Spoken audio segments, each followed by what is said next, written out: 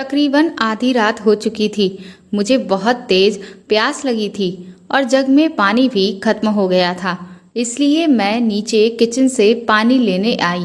नीचे सब तरफ अंधेरा पड़ा हुआ था। किचन से पानी लेकर मैं जैसे ही अपने कमरे में जाने के लिए सीढ़ियों पर गई, तभी मुझे मामी के कमरे से बहुत ही अजीब सी आवाज़ें सुनाई देने लगीं। मैंने जब उनके कमरे की तरफ देखा तो दरवाज़ा हल्का सा खुला हुआ था, जहाँ से रोशनी आ रही थी। मैं चुपके से दरवाजे के पास गई और जब मैंने अंदर झांक कर देखा तो मेरे होश उड़ चुके थे। मामी की आहें भरने की आवाज़ें साफ मेरे कानों में सुनाई दे रही थीं और उस वक्त मैंने उन्हें जिस अवस्था में देखा, मेरे होश उड़ चुके थे। अब तक पति पत्नी के बीच किस तरह के रिश्ते होते हैं, इसके बारे में मैंने थोड़ा बहुत ही सुन रखा था, लेकिन आज जो मैं अपनी आंखों के सामने देख रही थी, मुझे उस पर यकीन ही नहीं हो रहा था। मुझे नहीं पता था कि पति पत्नी के दरमियान ऐसा भी होता है। ये सब देखकर मेरी खुद की सांसें भी चढ़ने लगी थीं। अभी मैं ये सब देख ही रही थी कि फिर तो चंद मिनट में उस कमरे में एक भयानक तूफान सा आ गया। मामा ने मामी के, मेरा नाम मीनाक्षी है। मैं 17 साल की एक बेहद खूबसूरत लड़की हूँ। मेरा जन्म एक भरे पूरे परिवार में हुआ है। मेरी दादी, मेरे ताऊ ताई, उनके बेटा बेटी, मैं और मेरे मम्मी पापा, हम सब लोग एक साथ एक ही छत के नीचे रहते हैं। हालांकि जैसा हर बड़े परिवार में होता है कि अगर लोग लंबे समय तक साथ रहते हैं तो उनमें लड़ाई झगड़ा होने शुरू हो जाते हैं, ठीक उसी तरह से मेरे परिवार में भी अक्सर मेरी माँ और मेरी ताई के बीच में लड़ाइयाँ होने लगती हैं। लेकिन कहते हैं ना कि जहाँ 4 बर्तन होंगे तो वह आपस में खटकेंगे ही। इसलिए इन सब बातों को हम में से कभी कोई दिल पर नहीं लगाता। गुस्से में आकर कई बार माँ और ताई ने अपना ये फैसला भी सबको सुनाया कि वह अलग रहना चाहती हैं, लेकिन ना तो उनके फैसले को मेरे पापा ने कभी माना और ना ही कभी मेरे ताऊ ने। और अगर वह लोग मान भी जाते तो भी ऐसा कुछ हो ही नहीं सकता था, क्योंकि मेरी दादी बहुत ही सख्त मिजाज की थी और घर में हर कोई उनसे बहुत डरता था। मेरे घर में मेरी दादी का ही राज चलता था और उनके रहते हुए हमारे घर का बंटवारा कभी भी नहीं हो सकता था।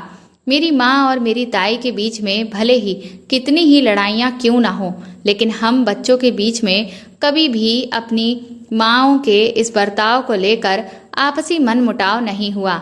मेरी ताई के 2 बच्चे हैं, एक बेटा और एक बेटी। ताई की बेटी का नाम सलोनी है और बेटे का नाम विपिन। हम भाई बहनों में बहुत लगाव है। जिंदगी इसी तरह से अच्छी बीत रही थी और जैसे जैसे हम बड़े हो रहे थे, हम अलग तरह के परिवर्तनों को महसूस कर रहे थे।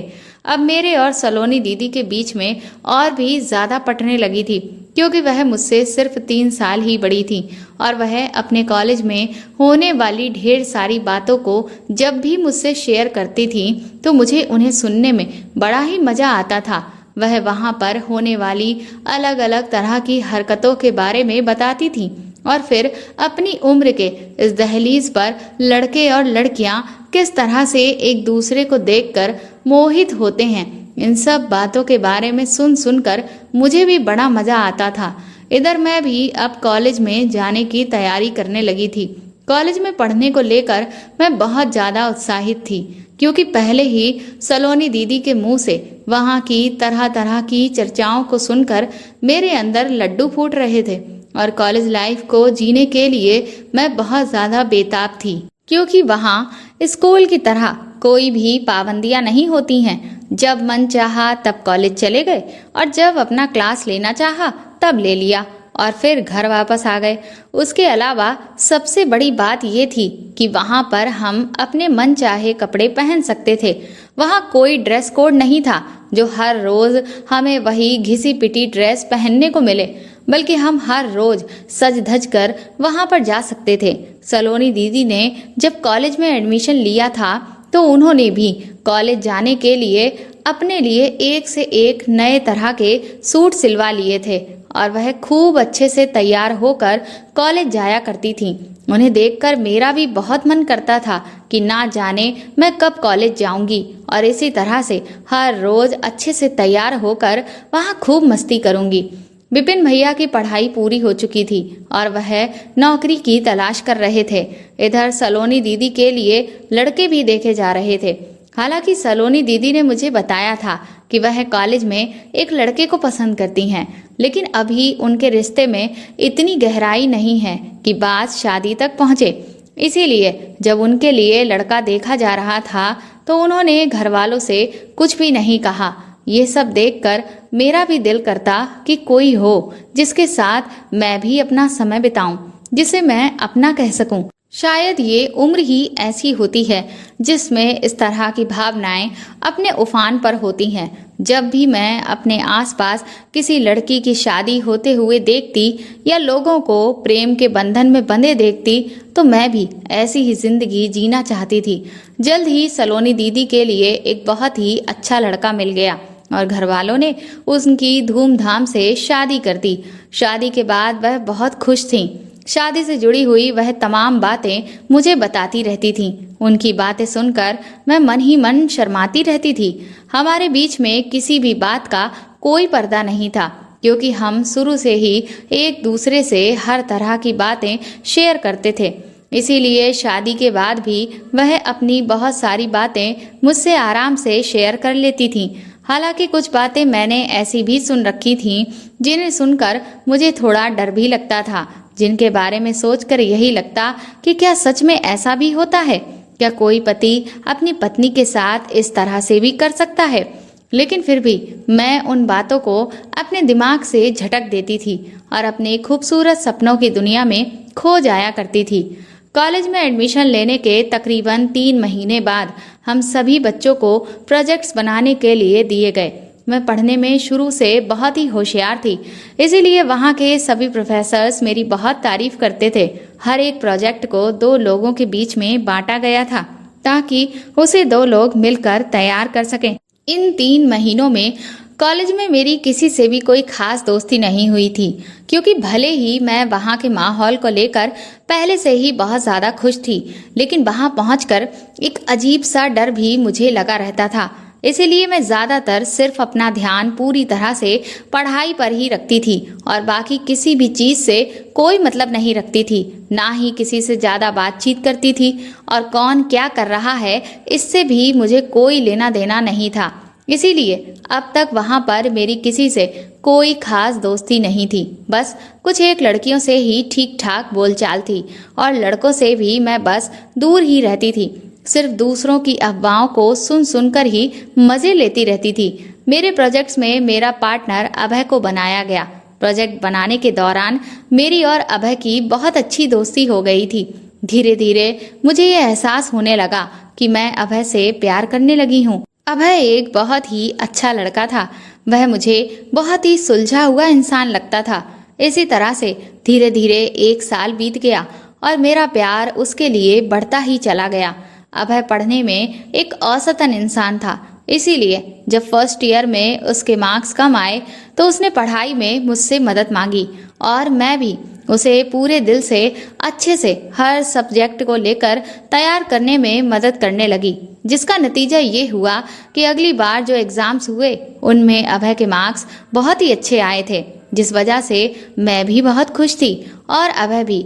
इसी बीच एक दिन मौका देखकर मैंने अपने प्यार का इजहार अभय से कर दिया, ये सोचकर कि कहीं ऐसा ना हो कि इस सब में बहुत देरी हो जाए, क्योंकि मेरे घर में कॉलेज की पढ़ाई कंप्लीट होते ही लड़कियों की शादी तय कर दी जाती थी और मेरे लिए जानना बहुत ज़रूरी था कि क्या जितना प्यार मैं उससे करती हूँ वो भी मुझसे उतना ही प्यार करता है, क्योंकि अब मैं अभय के साथ शादी के सपने देखने लगी थी और अगर उसके दिल की बात जाने बिना ही मैं उसकी ज़िंदगी से चली जाती तो मुझे पूरी ज़िंदगी अफसोस रहता। इसलिए मैं ये गलती नहीं करना चाहती थी। मैंने जब अभय को अपने दिल की बात कही तो उसने भी मुझे अपने दिल का सारा हाल बयां कर दिया। मैं उस वक्त खुशी से फूली नहीं समा रही थी जब अभय ने भी यही कहा कि वह मुझसे बहुत प्यार करता है। इसके बाद हमारा रिश्ता और परवान चढ़ने लगा। मैंने सोच लिया था कि मैं अपने घर में सही समय आने पर अभय के बारे में बात करूंगी ताकि जल्द से जल्द हम दोनों की शादी हो जाए। इसलिए एक दिन मैंने ऐसे ही बातों में अभय से ये बात कही कि मैं जल्द ही अपने घर वालों से तुम्हारे और मेरे रिश्ते के बारे में बात करूंगी। उस वक्त ना जाने क्यों, लेकिन उसने मेरी किसी भी बात का कोई जवाब नहीं दिया और वह वहां से उठकर चला गया। इससे मुझे समझ में नहीं आया कि आखिर अभय के दिल में चल क्या रहा है। उस दिन के बाद से अभय ने मुझसे धीरे धीरे दूरियां बनाना शुरू कर दी, जिसकी वजह से मैं बहुत परेशान रहने लगी थी। इधर सलोनी दीदी का मेरे पास लगभग हर रोज फोन आता था और जब उन्होंने मेरी आवाज से ही ये पहचान लिया कि मैं कुछ परेशान हूँ तो उनके कई बार पूछने पर मैंने उन्हें सब कुछ बता दिया। इस पर दीदी ने कहा कि मुझे इस सब में इतनी जल्दबाजी नहीं करनी चाहिए, क्योंकि कई बार सामने वाला हमें सिर्फ अपने टाइम पास के लिए इस्तेमाल कर रहा होता है। मैंने सलोनी दीदी से कहा कि अभय ऐसा लड़का बिल्कुल भी नहीं है, वह बहुत अच्छा है और वह सच में मुझे बहुत प्यार करता है। पर दीदी ने कहा कि जब हम किसी को अपना मानते हैं तो हम उसे शक की निगाह से बिल्कुल भी नहीं देख पाते हैं, क्योंकि हम उस पर बहुत भरोसा कर रहे होते हैं। इस वजह से जो हकीकत होती है वह हमें दिखाई नहीं देती। इसलिए बेहतर यही होगा कि पहले तुम उसके दिल में क्या चल रहा है ये अच्छे से टटोल लो और उसके बाद ही इस रिश्ते को लेकर आगे घर में बात करना, वरना कहीं ऐसा ना हो कि तुम ये सब करके अपने लिए ही एक नई मुसीबत खड़ी कर लो। सलोनी दीदी की इस बात ने मेरे दिलो दिमाग पर एक गहरी छाप छोड़ी थी। इसलिए मैंने सोच लिया था कि मैं इस बारे में अब अभय से साफ साफ बात करूंगी। लेकिन तभी अचानक मेरी तबीयत कुछ दिनों तक खराब रही, जिस वजह से मैं कुछ हफ्तों तक कॉलेज ही नहीं जा पाई। इस बीच में मैं ये देखकर बहुत हैरान थी कि मैं इतने दिन तक कॉलेज नहीं गई, लेकिन अभय ने एक बार भी फोन करके मुझसे ये तक नहीं पूछा कि मैं आखिर कॉलेज क्यों नहीं आ रही हूँ। इस सब से मुझे बहुत दुख हो रहा था, लेकिन फिर भी मैं एक उम्मीद अपने दिल में लगाए बैठी थी और खुद को तरह तरह की तसल्लियां दे रही थी कि हो सकता है वह भी इस वक्त कॉलेज ना आ रहा हो, इसीलिए उसे मेरे आने या ना आने का कुछ भी पता ही ना हो। खैर 2 हफ्ते के बाद जब मेरी तबीयत कुछ ठीक हुई तो मैं बहुत ही उत्साहित होकर कॉलेज पहुंच गई, क्योंकि मैं अभय से मिलने के लिए बेकरार थी। उस दिन जब वह मुझे क्लासरूम में नहीं दिखाई दिया तो मैं सीधा कैंटीन पहुंच गई, पर कैंटीन में भी अभय मुझे जब कहीं नहीं दिखा तो मैंने उसके दोस्तों से पूछा तो उसके एक दोस्त ने मुझे बताया कि अभय क्लासरूम के पीछे जो छोटा सा गार्डन है वहां पर बैठा हुआ है।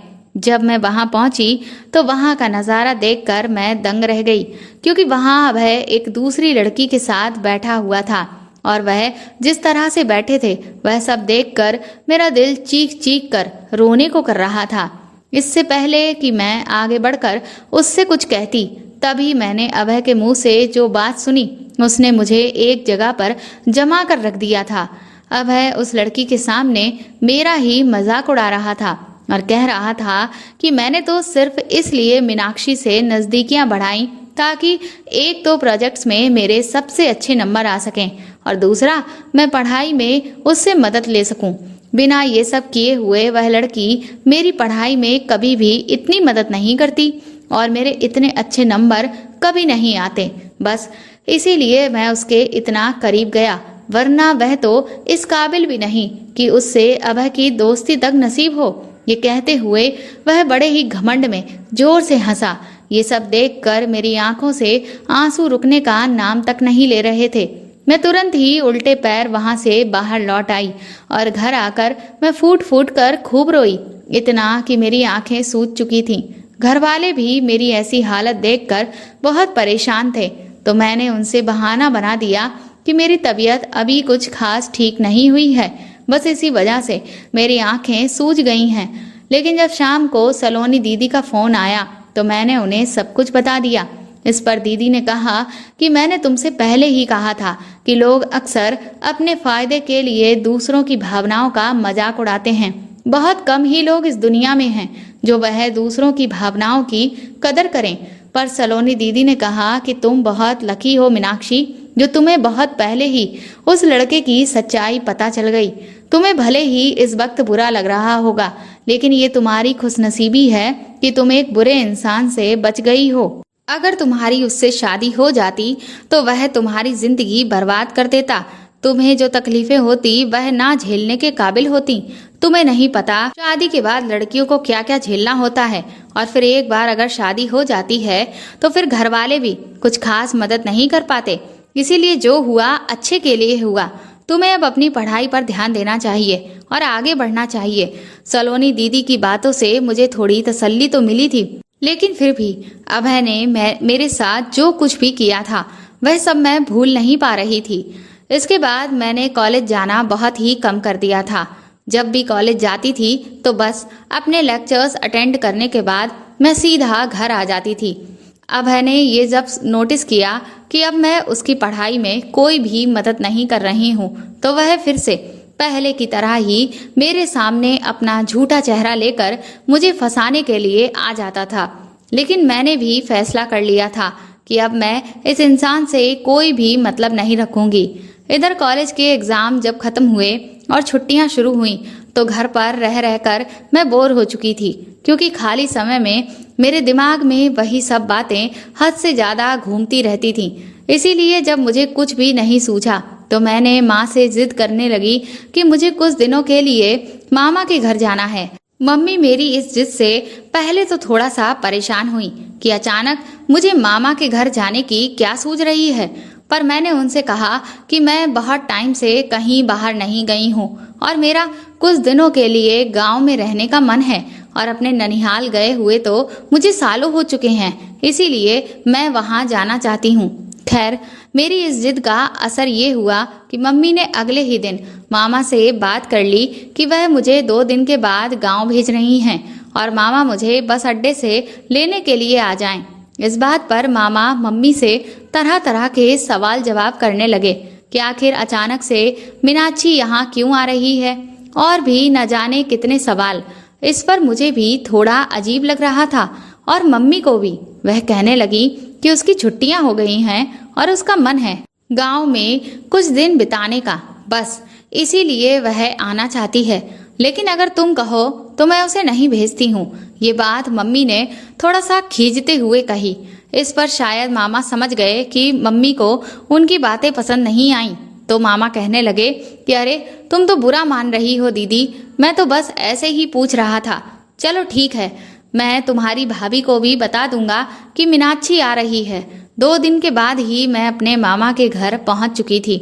मेरे मामा मामी की शादी को तकरीबन 7 से 8 साल हो चुके थे, लेकिन उनके कोई औलाद नहीं हुई थी और नाना नानी का देहांत तो कुछ सालों पहले हो गया था। तब से वह दोनों अकेले ही जिंदगी गुजार रहे हैं। मैंने देखा कि मेरे आने से मेरी मामी बहुत खुश थीं। उन्होंने मेरे लिए बहुत सारी चीजें मेरी पसंद की ही पहले से ही बनाकर रखी हुई थीं। उनसे मिले हुए मुझे काफी वक्त भी हो गया था। उन्होंने जिस तरह से मेरा स्वागत किया, मुझे प्यार से गले से लगाया, मेरे माथे को चूमा, इस सब से मुझे बहुत खुशी मिल रही थी। पहले तो मुझे मामा के घर आने में थोड़ा अजीब लग रहा था, क्योंकि मामा जिस तरह की बातें फोन पर कर रहे थे उससे मुझे ऐसा लगा कि कहीं ऐसा तो नहीं कि मामी को मेरे यहाँ आने में कोई आपत्ति हो। लेकिन मामी के बर्ताव को देखकर मुझे कहीं से भी ऐसा नहीं लगा कि उन्हें मेरे आने से कोई परेशानी हुई है। पूरा दिन हम दोनों लोगों ने ढेर सारी बातें की। मुझे तो ऐसा लग रहा था कि जैसे हम दोनों न जाने कितने सालों पुरानी बिछड़ी हुई सहेलियां हैं जो आज दिल खोलकर खूब बातें कर रहे हैं। इसके बाद जैसे ही शाम हुई तो मामी मेरे लिए खाना लेकर आ गईं। मैंने उनसे कहा कि मुझे देर से खाना खाने की आदत है। इस पर मामी कहने लगी, लेकिन मीनाक्षी, यहाँ पर तुम्हें जल्दी ही खाना खाना पड़ेगा और फिर अपने कमरे में जाना होगा। इसके बाद तुम सीधा सुबह ही अपने कमरे से बाहर निकलना, उससे पहले बाहर मत आना। मामी ने मुझे जो कमरा रहने के लिए दिया था वह सीढ़ियों से चढ़कर ऊपर की तरफ था। उनकी इस बात ने मुझे बहुत हैरान कर दिया। मैंने कहा कि भला आप ऐसा क्यों कह रही हैं? मैंने तो सोचा था कि हम तीनों साथ में बैठकर ही खाना खाएंगे और उसके बाद शाम को खेतों की तरफ घूमने के लिए जाएंगे। इस बात पर मामी कहने लगी कि अरे नहीं मीनाक्षी, ऐसा तो भूल कर भी मत सोचना। तुम्हें नहीं पता कि इससे कितनी बड़ी अनहोनी हो जाएगी। मैंने कहा कि आखिर किस बात की अनहोनी? आप कहना क्या चाहती हैं? साफ साफ कहिए। उसके बाद मेरी मामी ने मुझे जो बात बताई उससे तो मेरे रोंगटे ही खड़े हो गए।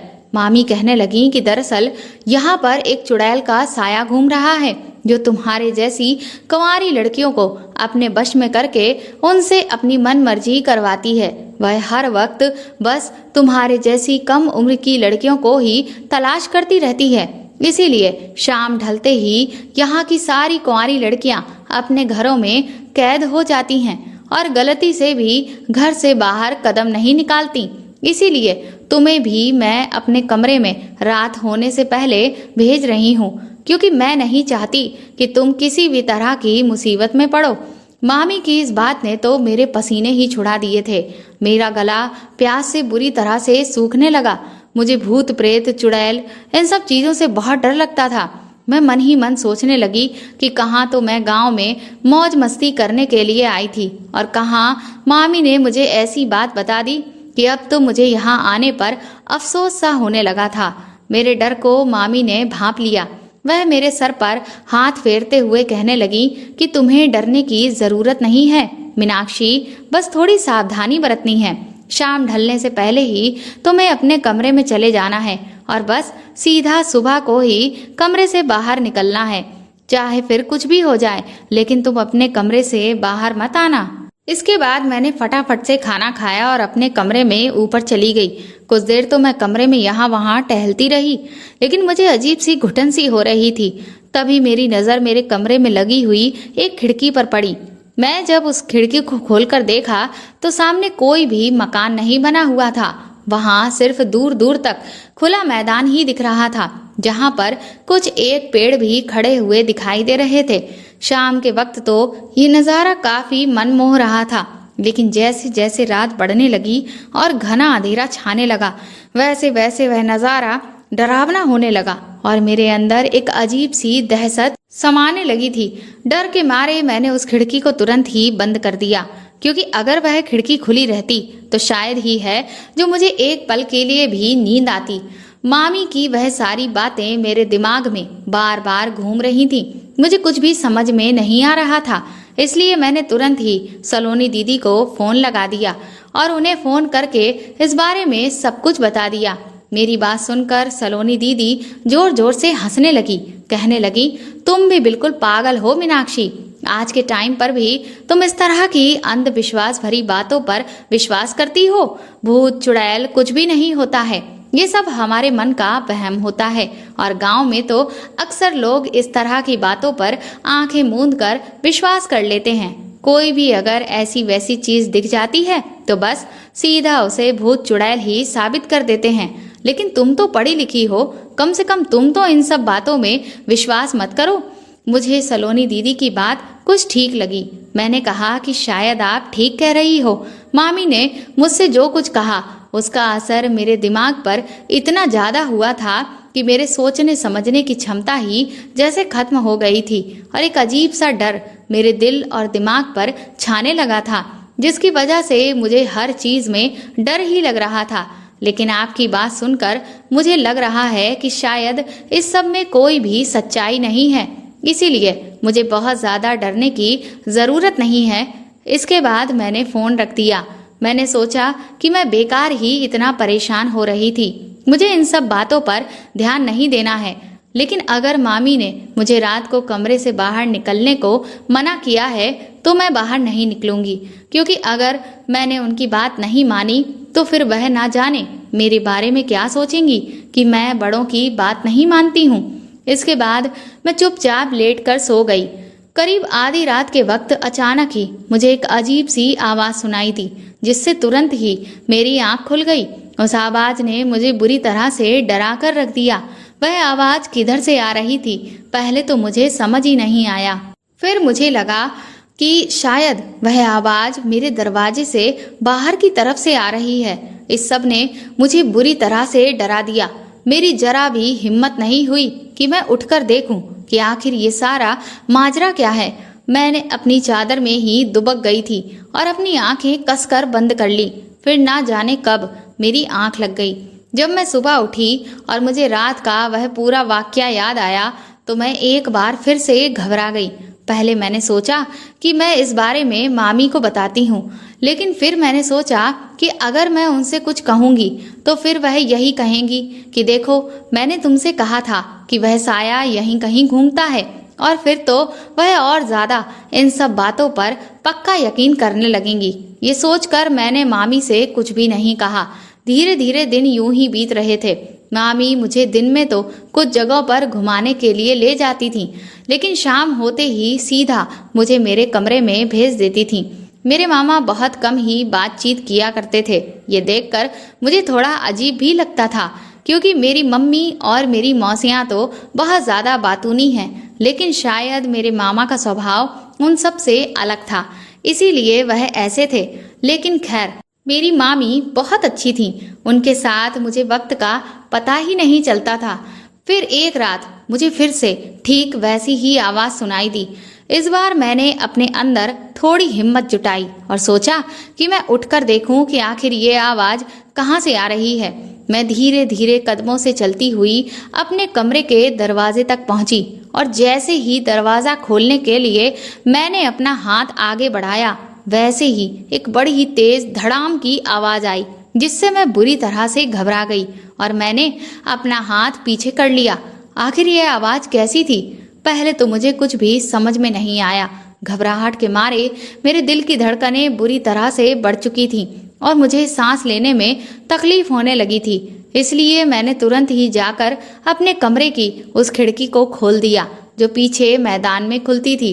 अभी मैंने उस खिड़की को खोला ही था कि तभी मुझे बाहर चांद की रोशनी में एक काला साया आगे की तरफ बढ़ता हुआ दिखाई दिया।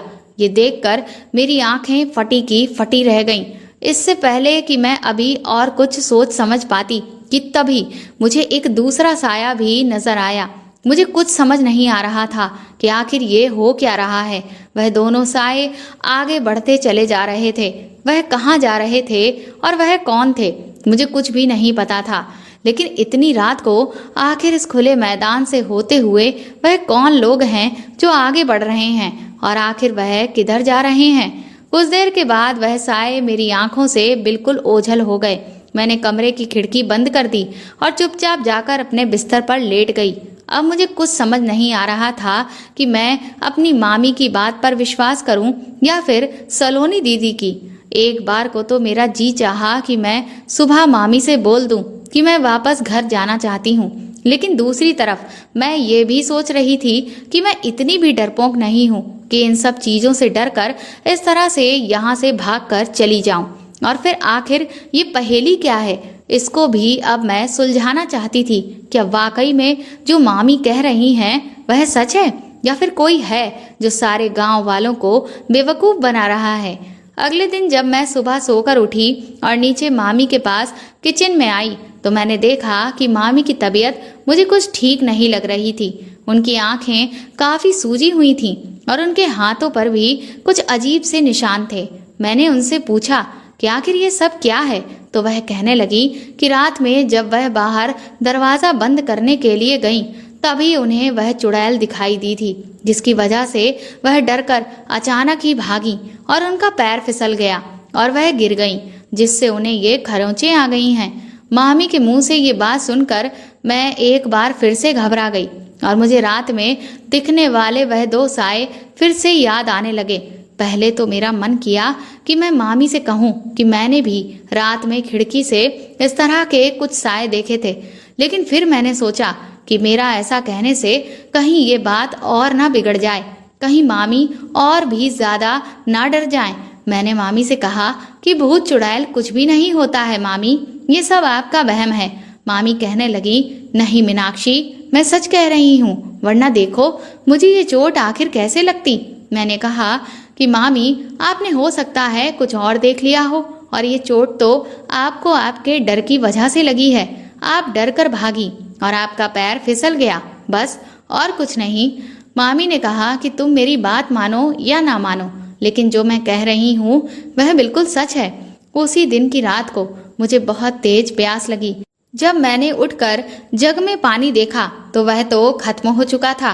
पहले तो मैंने सोचा कि पानी लेने नहीं जाती हूँ, लेकिन फिर मैंने खुद को समझाया कि मुझे इतना नहीं डरना चाहिए। इसीलिए मैं चुपके से नीचे पानी लेने चली गई। सोचा कि धीरे से पानी लेकर वापस आ जाऊंगी, क्योंकि अगर मामी को पता चल जाता तो वह मुझ पर बहुत गुस्सा करती। मैं अभी किचन से पानी लेकर वापस लौट ही रही थी कि तभी मुझे मामी के कमरे से अजीब सी आवाजें सुनाई दी। उनके कमरे का दरवाजा बिल्कुल हल्का सा खुला हुआ था। मुझसे रहा नहीं गया और मेरे कदम खुद ब खुद उनके कमरे की तरफ बढ़ गए। मैं जैसे ही उनके कमरे के पास पहुंची तो वहां का नजारा देखकर मेरे होश उड़ चुके थे। मामी उस वक्त जमीन पर बैठी हुई थी और वह पूरी तरह से हाँफ रही थी। उनके सारे बाल भी बिखरे हुए थे।